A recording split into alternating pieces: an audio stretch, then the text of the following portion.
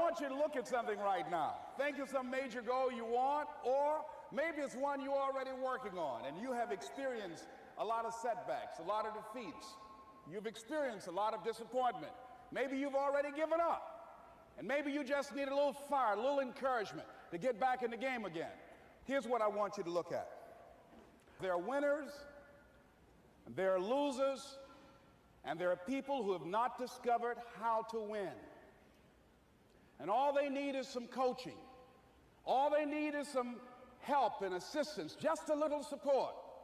All they need is some insight or a different strategy, a plan of action to make some adjustments that will open up the key to a whole new future for them, that will give them access to the unlimited power that they have within themselves. That's all that they need. So what I want you to do is think about something you want for you, that's real for you, that's important for you, that will give your life some special meaning and power. And I don't even want you to say, I can do that. I don't want you to assume that. See, 5 years ago, when I started out in this area, I would not have been able to make the mental leap that I would be up to where I am right now. I don't want you to begin to just psych yourself out. No. I want you to be able to say something to yourself that will enable you to maintain a level of integrity with yourself. That when you say this, even when you face tremendous setbacks, it will be a benchmark to keep you in the game, to keep you moving forward and experimenting and readjusting your strategy and your plan of action, continuously looking for ways to win. So what is that something?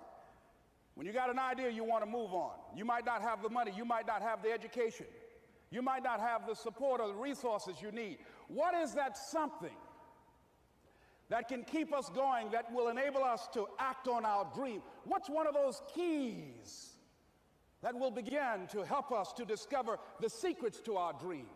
Here's what I want you to repeat after me, please, with power and conviction. Say, it's possible. It's possible. That's all I want you to do when you look at your dream. Just say to yourself every day, it's possible. Just say that every day to yourself, it's possible. Because what does that do? See, it begins to change your belief system. See, the way in which we operate, ladies and gentlemen, it's a manifestation of what we believe, what's possible for us. Whatever you've done up to this point, all that it really is a duplication, it's a reproduction of what you believe subconsciously that you deserve and what's possible for your life. Most people operate out of their personal history, out of their memory, things they've done, things they've experienced, things they've seen, things that they have observed. What I'm suggesting that you operate out of a larger vision of yourself. I want you to see yourself doing what you want to do, experiencing what you want to experience, having what you want to have, doing what it is that gives your life some meaning and value. Operate out of your imagination, not your memory.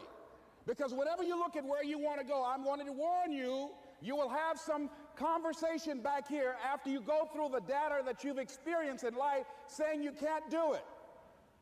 And so what you want to begin to do is ignore that inner conversation. Well, most people, ladies and gentlemen, when something happens to them, what they do is they begin to believe that that's the way it is. That's the way it's always been. And they can't see the possibility of it being any different.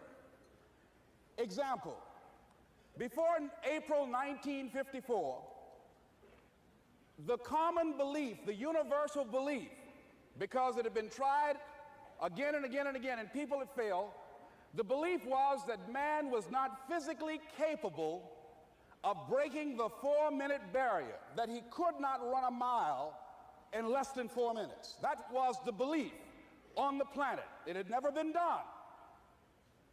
But here's what happened, ladies and gentlemen.